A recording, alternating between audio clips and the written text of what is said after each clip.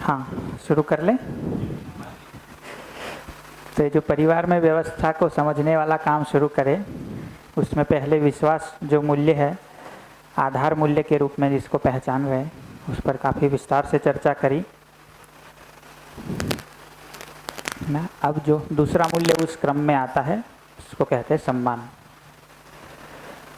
तो विश्वास की चर्चा में हमने देखा कि चाहना और योग्यता अपनी भी भिन्न करके देख सकते हैं, दूसरों की भी अलग करके देख सकते हैं, और जब उसको बारीकी से अलग करके देखते हैं तो पकड़ में आता है कि योग्यता में कमी हो सकती है, योग्यता हमसे किसी की ज़्यादा हो सकती, कम हो सकती। चाहना अल्टीमेटली सभी की देखे तो सुखी होने की, सुखी करने की ही है। उस आधार पर हर व्यक्ति मेरे सुख के लिए, मेरी समृद्धि के लिए है, ऐसा उस पर, उसकी चाहना पर विश्वास बन सकता है। अब सम्मान को देखें तो उसका मतलब होता है सही आकलन, कि हमने किसी व्यक्ति की चाहना पर ठीक से बारीकी से अपने में जांच परख करके विश्वास बना लिया।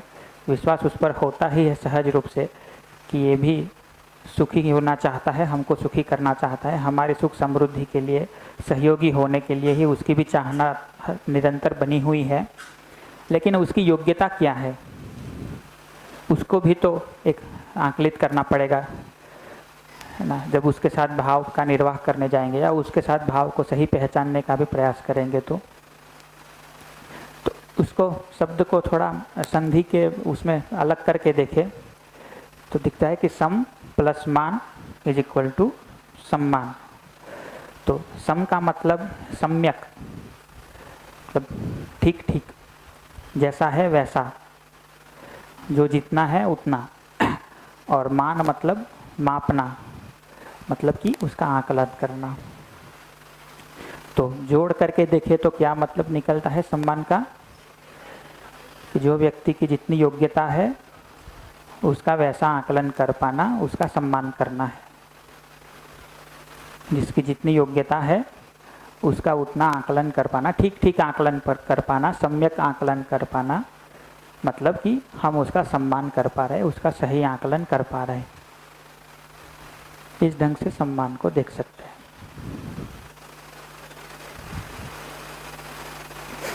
दूसरी ओर देखें कि जब ये नहीं कर पाते हैं, सही आकलन किसी व्यक्ति का नहीं कर पाते, तो क्या संभावना है। एक संभावना है कि जो जितना है उससे उसको उससे ज़्यादा मान लेते, ज़्यादा आंक लेते हैं। उसी को कह रहे अधिमूल्यन। मतलब जो व्यक्ति की जो भी स्थिति है, हमको किसी घटनावश लग जाता है कि ये तो बहुत ही जोरदार व्यक्ति है, तो हम मान लेते हैं कि इनके जैसा तो कोई नहीं, है ना। तो ये क्या है, अधिमूल्यन। ये अधिमूल्यन कि उसकी जो स्थिति है उससे उसको, व्यक्ति को अधिक मान लेना, उससे उसको एक मतलब ऊपर चढ़ा लेना, काफ़ी जहाँ उसकी स्थिति है उससे काफ़ी ऊपर आंकलित कर लेना। दूसरा हो सकता है उसके उल्टा, कि जो उसकी स्थिति है उससे उसको कम मान लेना, उसको कहते हैं अवमूल्यन। तो ये ओवर इवैल्यूशन, ये अंडर इवैल्यूशन, एक अधिमूल्यन, एक अवमूल्यन। जब कोई आदमी कभी कोई गलती कर दे तो हम कह दे निकम्मा है, किसी काम का नहीं है, तो उसका सही आकलन कर रहे हैं कि थोड़ा कम आंक रहे हैं। एक बार गलती कर दी, दो बार गलती करती, बट निकम्मा तो थोड़ी ना है ना। उसकी भी कुछ अच्छी चाहना तो है ही, वो भी कुछ तो कर ही सकता है, कुछ तो योग्यता है ही, लेकिन हम उसको एकदम बेकार मान ले, एकदम वो मान ले, तो क्या है उसका अवमूल्यन। हाँ भाई, जब आप लोग बताते हो तब तो ये वापस रिन्यू हो जाता है, लेकिन जैसे रूटीन में फिर वो सम्मान का वही अर्थ जो परंपरा हाँ, में चल रहा है, तो ये कहाँ अटकाव आ रहा है उस पर, मैं मेरे में सोच रहा हूँ। हाँ वो प्रश्न आपका आएगा ही, उस पर बात करते ही है आगे। अब ये जो कुछ थोड़े बेसिक टर्म्स है उसको ठीक से डिफाइन कर लेते हैं, ताकि जो नए लोग हैं उनको भी थोड़ा कनेक्ट ठीक से हो जाए। फिर जो एकदम वो जीने में कैसे देखते हैं उस पर थोड़ा कुछ स्लाइड उस पर भी है, डिटेल करते हैं उसको।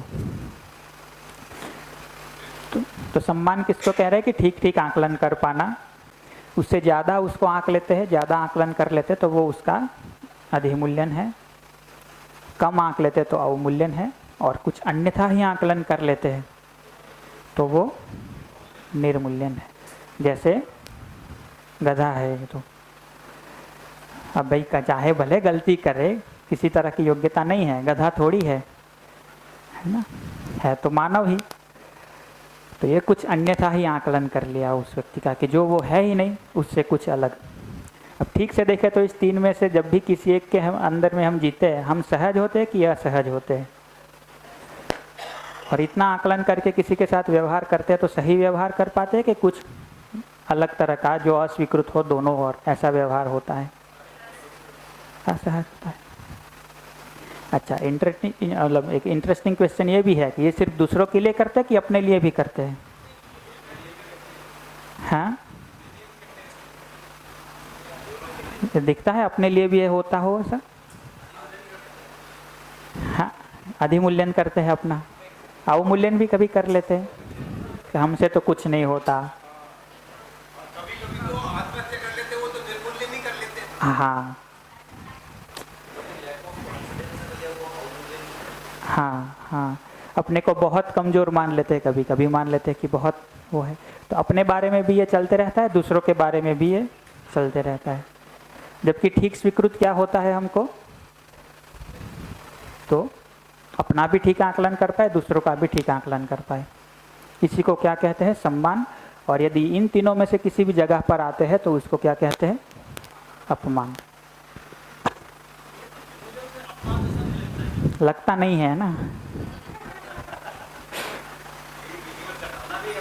हाँ, किसी को बहुत वो कर लिए कि आप तो आपके जैसा कोई नहीं, आप तो भगवान है, वो भी उनका क्या है कि वो है नहीं ऐसे। भैया आकलन जो है ना, दोनों तरफ से मेरा आकलन भी मैं करूँगा और सामने वाले का आकलन भी करूँगा।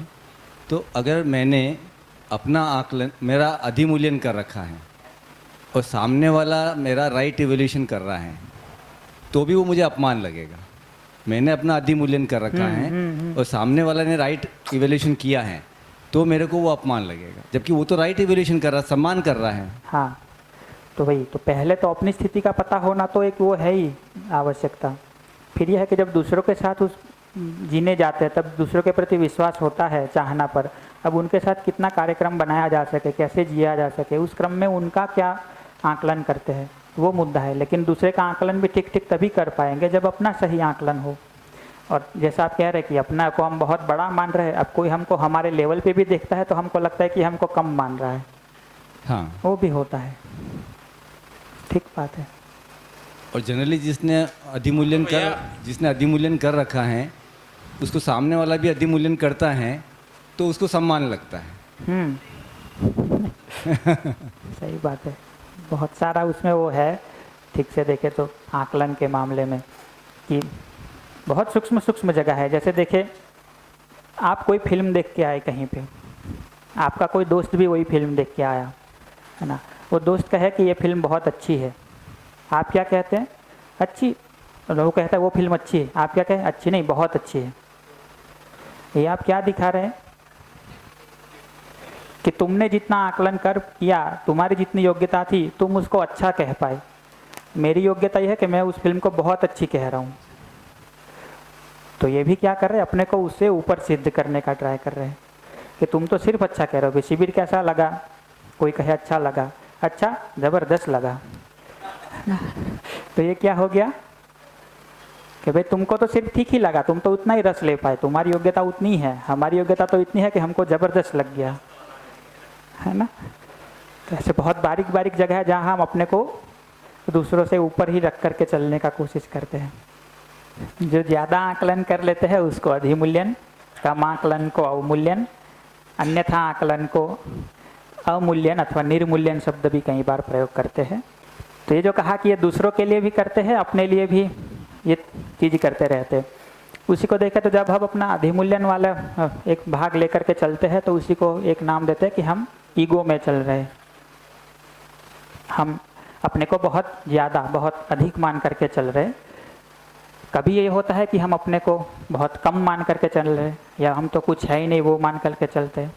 इसी को कहते हैं कि हम डिप्रेशन में हैं, हमसे कुछ नहीं हो पा रहा। अब ठीक से देखें तो ये दोनों स्थिति की कभी कोई निरंतरता रहती है कि बदलता रहता है? बदलता रहता है। बदलता है वो भी कोई निश्चित फ्रीक्वेंसी से बदलता है कि कभी भी बदल जाता है, कभी भी कुछ भी बदल जाता है। तो इसका मान लो एक ग्राफ बनाए कि यहाँ एक टाइम की लाइन बताए और उसके अंदर में अपना एक वो बताए कि कितना अपना आकलन करके हम चल रहे हैं, तो कैसा ग्राफ बनेगा? तो कुछ ऐसा बनेगा। हाँ, मतलब इससे भी रैंडम हो सकता है, ये तो एक चित्र है। तो कभी अपने को बहुत ज़्यादा मान लिए, कोई घटना घट गई, किसी लोगों ने डांट दिया, हम मान लिए हम तो कुछ कर नहीं सकते, फिर कभी किसी तरह से वो हो गया, फिर हमारे जैसा कोई नहीं, बहुत ऊपर चढ़ गए, फिर कभी कोई बहुत ज़्यादा समझदार व्यक्ति मिल गया, हमको लग गया हम तो कुछ नहीं है, फिर नीचे आ गए, फिर ऊपर चले गए। तो ये एक जो स्थिति बनी रहती है ना, इसमें क्या लगता है कि ऐसी स्थिति जो बार बार मतलब ऊपर नीचे बार बार होता, ये बार बार होता रहे, तो इससे आदमी का मनोबल बढ़ता है कि कम होता है? मतलब अपना कॉन्फिडेंस कहे, अपना मनोबल कहे, वो बढ़ता है कि कम होता है इससे? और ठीक से देखे तो ये तो रहता ही है कि जब हम अपने को बहुत ऊपर मान के चलते हैं तो दूसरे को तो नीचे मानेंगे ही, और जब अपने को बहुत नीचे मान के चल रहे तो किसी को तो अपने से ऊपर बहुत मान के चलेंगे ही। हाँ, तो इसी को देखे तो अपने में ये अव्यवस्था जैसा कुछ दिखता है, इससे तनाव बढ़ते रहता है। तो तनाव बढ़ते बढ़ते एक समय निराशा पे तक पहुंच जाते हैं कि कुछ हो नहीं सकता हमसे, और फिर उसी का ये सारा कंसिक्वेंसेस चलता है। उसके मूल में देखे तो क्या है कि सही आकलन ना कर पाना, सही समझ ना हो पाना अपनी बारे में, अपनी स्थिति के बारे में, अपने भाव विचार में वाकई में कितनी अपनी स्थिति है, कितनी योग्यता है, कितनी जुटानी बाकी है।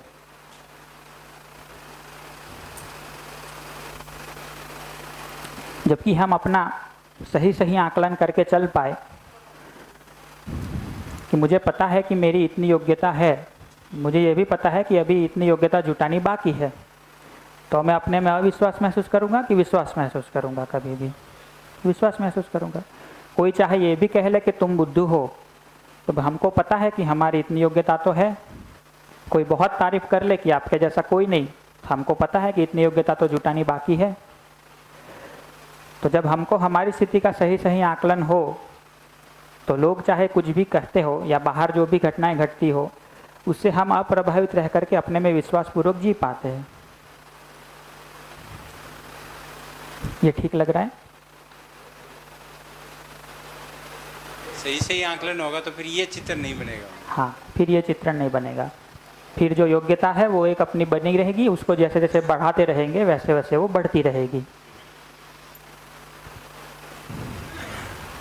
सही आकलन का पैमाना क्या है? क्योंकि जो आकलन जनरली जो होता है वो हमारा दूसरे से कैसा मतलब बिहेवियर मिल रहा है हमें, उसके आधार पे हम सेल्फ इमेज जो क्रिएट हाँ। करते हैं उसी पे वो बनाते हैं।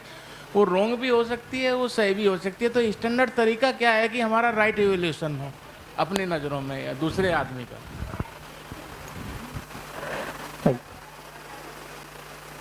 तो सबसे पहला तो प्रश्न उसमें यही ध्यान में रखना पड़ता है कि जब भी आकलन करेंगे दूसरे व्यक्ति का भी अपना भी, तो शरीर के रंग रूप के आधार पे, शरीर के आधार पे करेंगे, शरीर की आयु के आधार पे करेंगे, या सेल्फ के आधार पे करेंगे, सेल्फ की योग्यता के आधार पे करेंगे। तो अब देखें तो लक्ष्य के रूप में एक आकलन करके देखते हैं। तो अपना लक्ष्य क्या पहचान रहे हम? निरंतर सुख समृद्धि पूर्वक जीना। दूसरे का लक्ष्य क्या है? निरंतर सुख और समृद्धि पूर्वक जीना। ये जब ठीक से दिखता है, अभी तो बोल रहे हैं, बट जिस किसी के साथ इसको देखने का प्रयास करते हैं और ये जब भी दिखता है कि मैं भी निरंतर सुखपूर्वक जीना चाहता हूँ, वो भी निरंतर सुखपूर्वक जीना चाहता है, तो इतना तो अपने में स्वीकार होता है कि जैसा लक्ष्य मेरा है वैसा ही लक्ष्य उसका भी है। जिस लक्ष्य को लेकर के मैं जी रहा हूँ उसी लक्ष्य को लेकर के वो भी जी रहा है। ये एक पहला स्टेप दिखता है। दूसरा यह कि फिर मुझे सुखी होना है, सुखी होने का मेरा कार्यक्रम क्या है? तो समझ में आता है कि मैं अपने लेवल में हारमनी में आ जाऊँ, परिवार के लेवल पे हारमनी में आ जाऊँ, समाज के लेवल पे हारमनी के लिए कुछ कर लूँ, और प्रकृति के लेवल पे हारमनी। इन चारों लेवल की हारमनी को मैं समझ पाऊँ अपने में, है ना, और इसको जी पाऊँ। तो ये मेरे सुख और समृद्धि पूर्वक जीने का कार्यक्रम बनता है। ऐसा ही कार्यक्रम बनता है अपने सुखी होने का, समृद्ध होने का। अच्छा, दूसरों का देखें तो क्या बनता है, मतलब हम इस तरह से सुखी होंगे, दूसरा व्यक्ति किस तरह से सुखी होगा, समृद्ध होगा। भी भले चाहे किसी उसको भी लगता हो कि मैं इससे सुखी हो जाऊँ, उससे सुखी हो जाऊँ, सुखी जब भी होना है तब कार्यक्रम तो यही निकलेगा, उसका भी और हमारा भी। तब दिखता है कि कार्यक्रम के स्तर पर भी देखे तो जैसा मैं हूँ वैसा ही वही है। और तीसरा देखे क्षमता के रूप में, मेरे में इच्छा विचार आचार चल रही है, निरंतर चल रही है, और मुझ में निरंतर अपने में एक सहज स्वीकृति भी दिखती है कि जिस आधार पर मैं सही को पहचान पाऊँ, अपनी इच्छा विचार आशा को ठीक कर पाऊँ। ये दूसरों में भी है कि सिर्फ हमको ही मिला हुआ है, दूसरों में भी है। दूसरे में भी इच्छा विचार आशा निरंतर चल ही रही है, निरंतर चल रही है। दूसरे में भी सहज स्वीकृति है, उसको भी वो देख पाता है। तो इस सहज स्वीकृति को पहचान करके, अपनी इच्छा विचार आशा को ठीक से देख करके, उसमें संगीतमयता ला करके, इन चारों लेवल की व्यवस्था को समझ करके, जी करके मैं सुख और समृद्धि पूर्वक जीने में सक्षम हूँ। मेरे में एक क्षमता है, दूसरे में भी एक क्षमता है कि नहीं है, है कि नहीं है, है। तो लक्ष्य के रूप में, कार्यक्रम के रूप में, क्षमता के रूप में मैं और दूसरा व्यक्ति अलग अलग है कि समान है। तो इसको किसी भी व्यक्ति के साथ देख पाते हैं, ठीक से एकदम बारीकी से देख पाते हैं, तो वहाँ ये स्वीकार पाते हैं कि दूसरा भी मेरे जैसा ही है। हाँ, इन तीनों पॉइंट से जांच सकते हैं कि जो मेरा लक्ष्य है क्या वही दूसरे का भी लक्ष्य है, इस लक्ष्य को पूरा करने का जो मेरा कार्यक्रम है क्या दूसरे का भी वही कार्यक्रम है, वो भी इसी रास्ते चल के सुखी होगा, और इस लक्ष्य को पाने की, इस कार्यक्रम पर आगे बढ़ने की जो मेरी क्षमता है वही क्षमता दूसरे की भी है या नहीं है।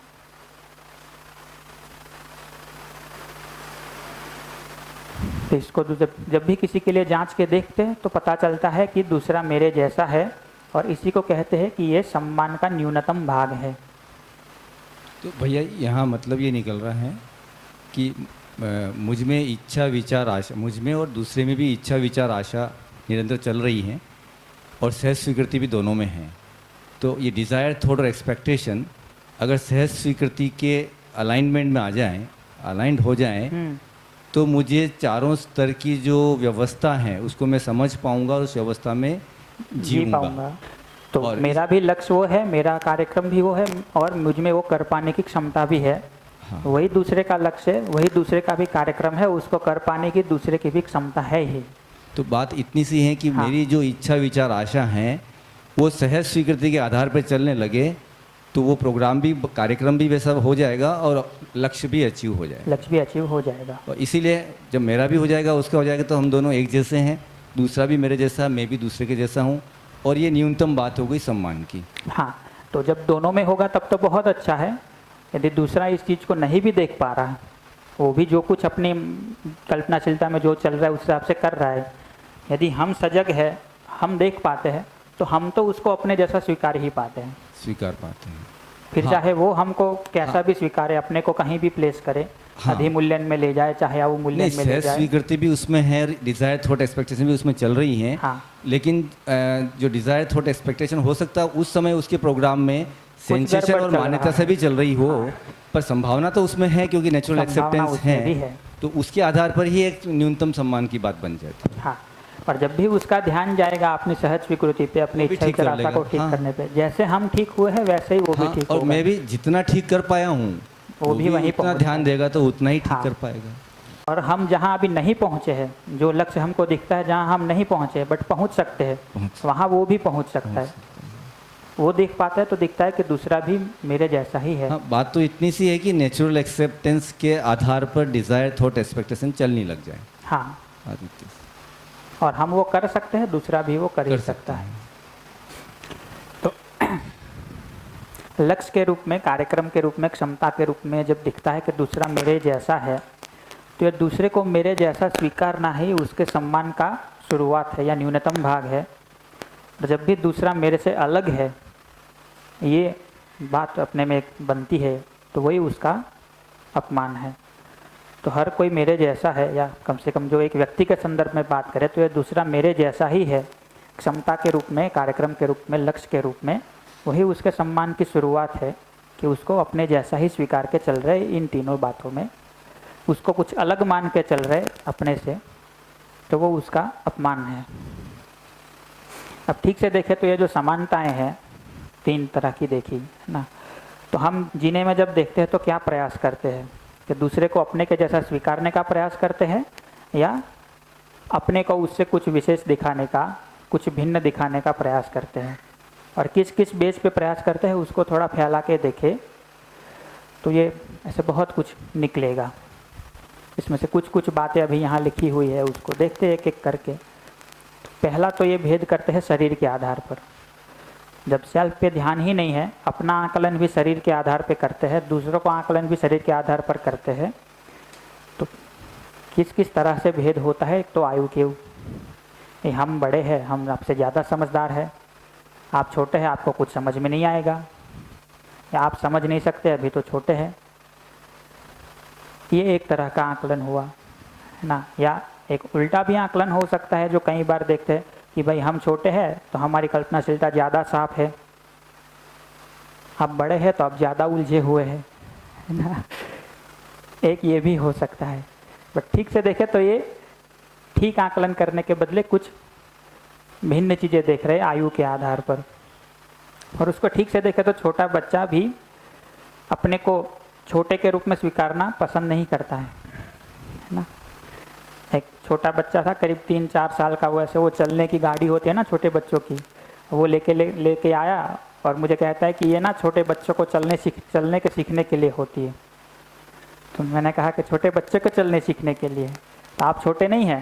तो बोले नहीं मैं तो बड़ा हो गया, कब का चलना सीख गया, है ना। तो अब ठीक से देखे तो ये कहाँ से उसमें एक गौरव से कह रहा है कि मैं बड़ा हो गया, क्योंकि कहीं ना कहीं वो माँ बाप के द्वारा बार बार बताया जाता है मान्यता के रूप में कि तुम छोटे हो, ये समझ में नहीं आएगा, बड़े होगे तो समझ जाओगे। तो उसको ये लगता है कि बड़ा होना मतलब सम्मान पाना।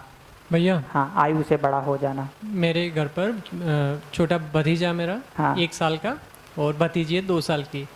तो भतीजी को हम कभी कुछ समझाते हैं, डांटते हैं कि ये नहीं करना, वो नहीं करना, ऐसे कुछ, तो वो सेम चीज़ें छोटे भतीजे पर अप्लाई करती है। बाबू ये नहीं करते, हाँ। वो नहीं करते, वो उसको समझाती है एज इट इज, कि वहाँ वो बड़ी है। हाँ। दूसरा है लिंग के आधार पर, ये भी कहीं ना कहीं भेद अपने में दिखी जाता है। कोई पुरुष है तो ज़्यादा समझदार है, स्त्रियों का तो लॉजिक कम चलता है ना। हाँ, ऐसा कुछ कुछ बताते हैं लोग, है ना। उल्टा भी मानते हैं। स्त्रियां मानती है कि हम ज़्यादा ठीक से सोच पाते हैं, ये तो अपने कामों में उलझे रहते हैं। उसके फिर कई तरह के रिएक्शन भी निकल के आते हैं परिवार में। पता तो चलता ही है कि आप लिंग के आधार पे भेद कर रहे हैं, सम्मान नहीं कर पा रहे। जैसे मान्यता को ही बात कर रहे हैं कि किस आधार पे भेद मान ले रहे हैं, हम उसी को देख रहे हैं। तो हमारे यहाँ एक शिक्षक थे जो घर में अपना वर्चस्व बनाए रखना चाहते थे कि जो पत्नी है उसको तो समझ में नहीं आएगा, उसको क्या पता चलेगा, वो तो स्त्री है। तो उस हिसाब से तो एक बार उनका दाढ़ का ऑपरेशन करवाना था, जो दाढ़ होती है उसका, हाँ।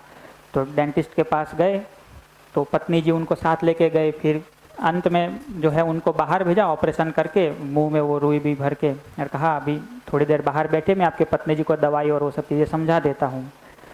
तो पत्नी ने सब समझाया घर जाके कि भाई ये दवाई सुबह लेनी, ये शाम को लेनी, ये ऐसे लेनी, ऐसे लेनी, और जब तक फर्श से दिखाने ना आ जाए तब तक बोलना भी नहीं है, फिर ये एक नहीं खाना, कड़क चीज़ नहीं खानी, ये नहीं खाना, ऐसे सब कहा। 10-12 दिन जो उनका टाइम था वो बीत गया।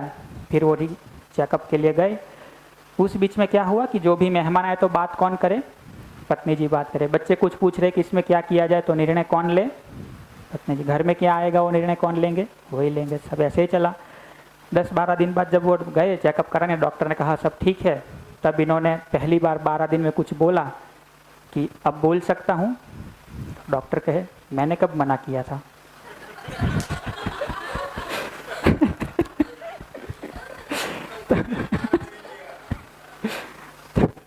पत्नी जी को लगा कि यही मौका है, 10-12 दिन तो अपना निर्णय चला ले घर में, है ना।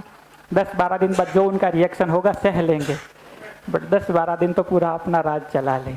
तो जब लिंग के आधार पे अपने को बड़ा मानते हैं, दूसरे को छोटा मानते हैं, तो कुछ ऐसी चीज़ें निकल के आती। ये वंश के आधार पे भी मानने का बहुत रहता ही है ना, हमारा ये वंश है तो बड़े है या वो तो छोटे वंश वाले हैं। फिजिकल स्ट्रेंथ के आधार पर, बल के आधार पे भी अपने को ज़्यादा बड़ा मानने का एक मान्यता रहती है, उसके आधार पे भेद कर देते हैं। सुविधाओं में भी देखें तो हमारा धन ज़्यादा है या हमारा पद बड़ा है, वो भी तो रहता ही है। एक कोई संस्था में मुझे रुकना था रात, तो ऐसा था कि रात को मैं और चौकीदार होते, वो दोनों अकेले ही थे। तो मैं रात को बैठा उनके पास बातें करने, तो ऐसे ही जस्ट बातें कर रहा था, तो गुजरात की ही वो संस्था थी कोई हमारी। तो मैंने पूछा कहाँ से है, तो बोले मैं यूपी से हूँ। तो मैंने कहा यूपी से, तो आपका परिवार? तो बोले वो तो यूपी में ही है, मैं यहाँ से बच्चा पैसा मनी ऑर्डर करके बेचता हूँ। फिर मुझे ज़्यादा पूछने का मन किया, मैं कि कितना कमाते हैं? तो बोले 10,000। फिर कितना बचता है? तो बोले इतना खाने का रुपया वहाँ जाने का होता है, फिर ये बचता है तो 3-4 हज़ार बचता है, वो वहाँ भेजता हूँ।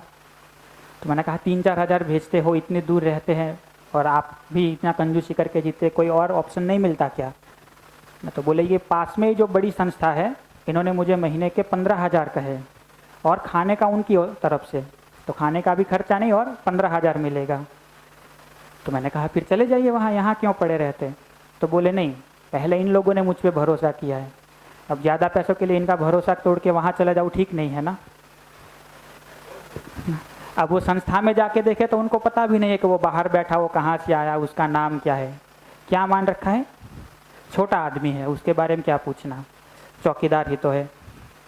उससे बात करते तो कितने बड़ी बात कर रहे हैं वो। तो अपना पद क्या है, अपना धन क्या है, कितना धन इकट्ठा है या क्या पद है, वो कोई अपनी योग्यता का, अपनी समझ का आकलन थोड़ी ना है, या दूसरों का भी देखे तो, है ना। ऐसे ही मान्यताओं के आधार पे देखे तो हम किसी एक तरह के वाद को, किसी एक तरह के संप्रदाय को, किसी एक तरह की सूचनाओं को फॉलो करते, दूसरे लोग दूसरे तरह की सूचनाओं को फॉलो करते, उससे भी कहीं ना कहीं ये बनता है कि हम ये वाले, ये वो वाले। तो वो भी भेद का एक वो बाड़े बनाने का, दूसरों को अलग देखने का कार्यक्रम चलता है। ये जितने भी निकल के आते हैं ना भेद, इन सबको देखे तो ये स्वीकार होते हैं कि नहीं होते? स्वीकार तो यही होता है कि सब एक है, उस भाव से जिया जाए, दूसरा भी मेरे जैसा है, उसको स्वीकारा जाए। तो इसमें काफ़ी सारा कुछ ऑब्जर्वेशन का ही मुद्दा है कि हम इसमें से किन किन बातों पे भेद कर देते हैं, है ना। हाँ, पोस्ट के आधार पे बहुत होते हैं। हाँ, ऐसे हर एक के आधार पे होते ही है, बट आप जिस तरह के सिस्टम में है आपको पोस्ट वाला थोड़ा ज़्यादा दिखेगा। जैसे जो गांव में रहते हैं उनको जाति वाला बहुत ज़्यादा दिखता है। हाँ, नहीं, बहुत बढ़िया बनाया ये, मतलब सम्मान, ठीक ठाक आकलन, मूल्यांकन।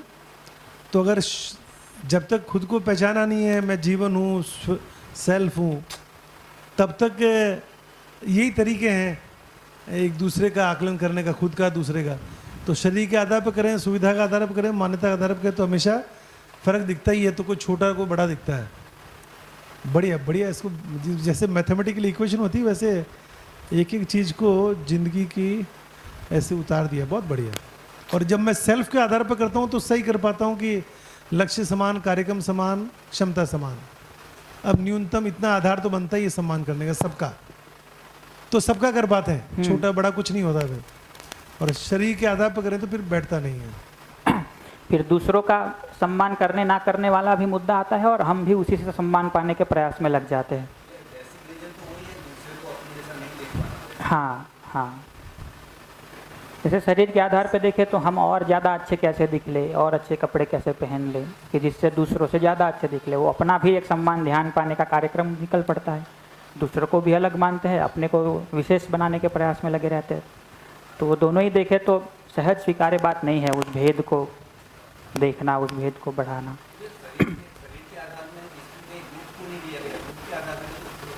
वही, ये तो एक कुछ छोटी सी लिस्ट बनाई है, और आप सोचेंगे तो और बहुत कुछ निकल के आएगा इसमें। हाँ, तो मानव जाति से एक ही चूक हुई है कि अपने आप को शरीर मान लिया। तो शरीर सुविधाओं मान्यताओं के आधार पे हम एक दूसरे से अलग पाते हैं अपने आप को ज़्यादा पाते हैं, दूसरों को कम पाते हैं।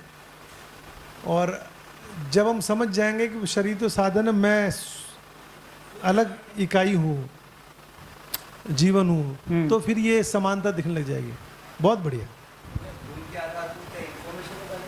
क्या चीज़? गुण के आधार पर जो हो रहा है, हम क्या बोल रहे हैं? गुणों के आधार पर जो डिफ्रेंशिएशन करते हैं ना, ये ज़्यादा गुणवान है, ये कम गुणवान है, तो वो कहीं इन्फॉर्मेशन में जाएगा क्या?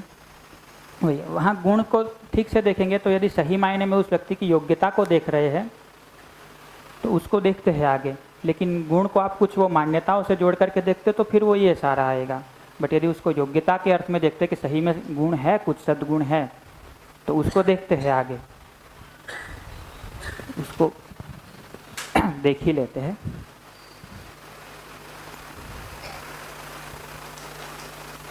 तो ये तीन तो हो गए कि लक्ष्य हमारा समान है, कार्यक्रम समान है, क्षमता समान है, तो दूसरा मेरे जैसा है। ये जो है योग्यता वाला मुद्दा, जिसको पहले से ही कहते आए, विश्वास से जब से बात करें तब से, कि वो ज़्यादा हो सकती, कम हो सकती है। तो उसको देखें तो परस्परता में योग्यता का सही आकलन यदि हम कर पाए तो कैसे वो कार्यक्रम बनेगा। तो एक ऑप्शन ये है कि दूसरा जो व्यक्ति है वो मुझसे ज़्यादा समझदार है, ज़्यादा जिम्मेदार है। आप जो शब्द प्रयोग करें कि मुझसे ज़्यादा गुणवान है ना। यदि ऐसा कोई व्यक्ति दिखता है तो हमको क्या करना सहज स्वीकार होता है? उनसे प्रेरणा पाए, उनसे कुछ समझ पाए, उनसे कुछ मार्गदर्शन पा करके हम भी समझदार हो जाए, हम भी अपने में उन गुणों को विकसाएं, अपनी योग्यता को बढ़ाएं। तो एक ऑप्शन है कि यदि हमसे अधिक समझदार, हमसे अधिक जिम्मेदार व्यक्ति कोई दिखता है हमको, तो हम उससे समझने के लिए तत्पर रहते हैं कि हम भी कैसे अपने आप को ऊपर उठा पाए। दूसरा ऑप्शन है कि दूसरे व्यक्ति से हम अपने आप को अधिक योग्य पाते हैं। कहीं दिख सकता है कि भाई इस व्यक्ति की योग्यता थोड़ी हमसे कम है, हम कुछ चीज़ों को पर ध्यान दे पाए, काम कर पाए, वो दिखता है, तो हम क्या करेंगे?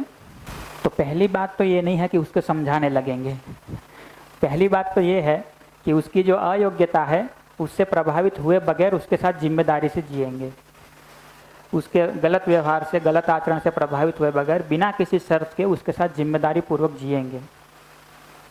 जब दूसरा व्यक्ति भी ये देख पाता है कि ये मुझसे ज़्यादा अच्छे से जी रहे, तो वो उस जगह पर आ पाता है कि ये मुझसे ज़्यादा समझदार है।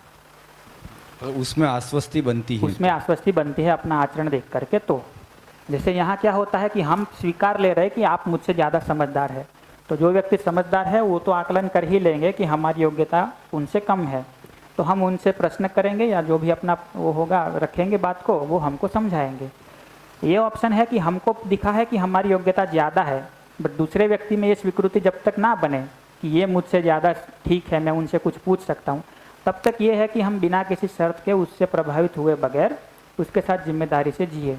जब उनमें ये स्वीकृति बनती है, जब वो आश्वस्त होता है और इस जगह पर आता है कि भाई हाँ, मैं आपसे कम समझदार हूँ, आप मुझसे ज़्यादा समझदार है, मतलब ऐसे बोलेगा नहीं, बट क्या होगा कि वो कुछ पूछेगा, अपनी बात को रखे, समझने की जगह पर आए, तब ये बात है कि हम उसको समझने में सहयोग करेंगे। हाँ। ठीक है। हाँ। हम ज़्यादातर क्या करते, सीधा यहाँ कूद पड़ते हैं कि वो उस जगह पर आया नहीं है, उसने ये नहीं स्वीकारा है कि आप उससे ज़्यादा समझदार है, और हम उसको सीधा समझाने के लिए उत्सुक हो जाते हैं। पहला वर्कशॉप होने के बाद यही होता है। हाँ। तो उससे संघर्ष ही होता है। दूसरा व्यक्ति तो अपने को ऊपर ही मान के चल रहा है। नहीं, फिर भैया फिर हाँ। उसमें क्या होता है, थपड़े पड़ती ना वापस, तो फिर उसके बाद वो फिर क्वेश्चन पूछता है कि ऐसा क्यों हो रहा है, वो क्यों नहीं समझ रहा। हाँ। फिर वहाँ पे आंसर होता है कि वो दूसरा जो है पहले आश्वस्त हो जाए आपके जीने में देख करके, तो वो समझने को खुद ही उत्सुक हो जाएगा। तो इसका बात को तो इतने 3 आधारों पे स्वीकार लिए थे कि दूसरा मेरे जैसा है, जिसको सम्मान का न्यूनतम भाग कहे थे। इससे ये भी पकड़ में आता है कि हम एक दूसरे के प्रतिस्पर्धी नहीं हैं, हम एक दूसरे के पूरक हैं। हम कोई रेस नहीं लगा रहे कि कौन आगे है कौन पीछे है, हम एक दूसरे के पूरक है। तो ये सम्मान की पूर्ण जगह है। हाँ, दूसरा मेरे जैसा है, उसमें ये जब ऐड होगा कि हम एक दूसरे के पूरक हैं, तो ये पूर्ण सम्मान बन पूर्ण सम्मान हो गया। ये अब हमको पूरा पता है कि इसके साथ जीने का क्या कार्यक्रम बनना है। यदि किसी समझदार व्यक्ति के साथ देखें तो हमको पता है कि इनके साथ कैसे जी करके हमको समझदारी पानी है। यदि कोई कम समझदार है तो हमको पता है कि इनको कैसे मार्गदर्शन करना है। तो अपने जीने का पूरा कार्यक्रम वहाँ निकलता है। तो हम कहेंगे कि हम ठीक से सम्मान कर पाने की जगह पर आ गए हैं। ठीक है, तो समय काफ़ी हो गया है।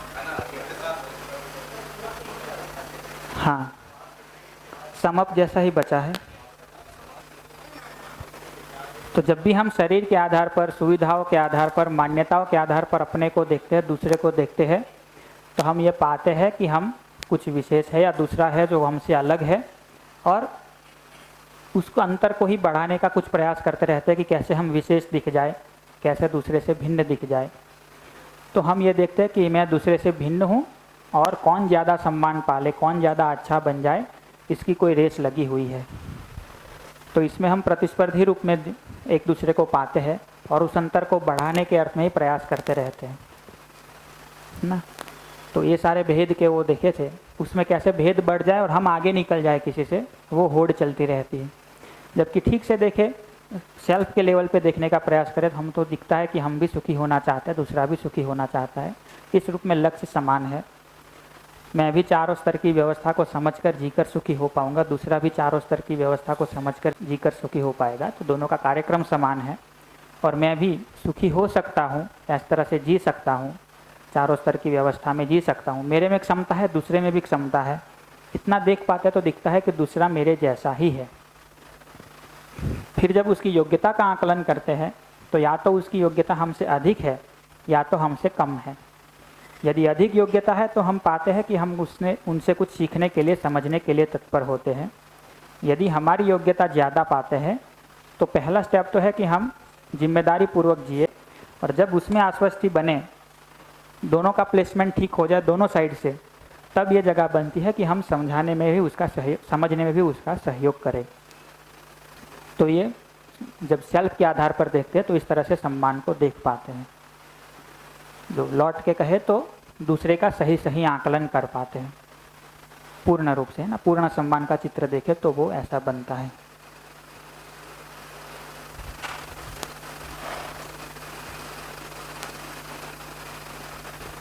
तो इसको ऑब्जर्वेशन कर सकते हैं, मतलब गृह कार्य के रूप में, होमवर्क के रूप में, कि पिछले कुछ समय में, 6 महीनों में, परिवार में आप जहाँ भी काम करते हैं वहाँ किन्हीं लोगों के साथ कुछ संवाद हुआ हो, आपका इंटरेक्शन हुआ हो, इसकी एक सूची बनाए और उस सूची में जांचे उसमें से कितनी कितनी घटनाओं में आप सही आकलन करके जी पाए, कितनी कितनी घटनाओं में किसी को बहुत ऊपर मान लिया है, अपने को ऊपर मान लिया, दूसरे को नीचे मान लिया, अपने को नीचे मान लिया, कितनी घटनाओं में सही से सही आकलन करके जी पाए।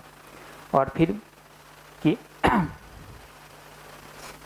ये तो खैर शेयरिंग का मुद्दा है, और इसमें ये भी देख सकते हैं कि जितनी बार सही आकलन करके जी पाए वो घटना तृप्तिदायक थी या असहजता वाली थी, और जितनी बार गलत आकलन करके जी पाए, मतलब गलत आकलन करके जिए, वो घटनाएं तृप्तिदायक थी या असहज करने वाली, बेचैन करने वाली थी, दोनों ही को। तो इससे स्पष्ट होता है कि सम्मान के भाव में जीना, सही आकलन करके जी पाना अपने लिए भी तृप्तिदायक है, दूसरे के लिए भी तृप्तिदायक है। यही पूरा सार है जिसको हमने कर ही लिया है। तो इतनी बात। हाँ हाँ, मेरा कलीग है या साथ में भी है तो मैं, वो मुझे अपने से ज़्यादा समझदार समझेगा, मैं उससे अपने से ज़्यादा समझदार समझूंगा। क्लासमेट में या मतलब जो बराबर लेवल पे होते हैं उनमें ये चीज़ ज़्यादा आती है। उस स्थिति में वाकई में जो ज़्यादा समझदार है वो जिम्मेदारी पूर्वक जीना शुरू कर देगा। वो ये नहीं सिद्ध करने में लगेगा कि मैं तुमसे ज़्यादा समझदार हूँ। ठीक, कल मिलेंगे वापस 9 बजे। नमस्ते।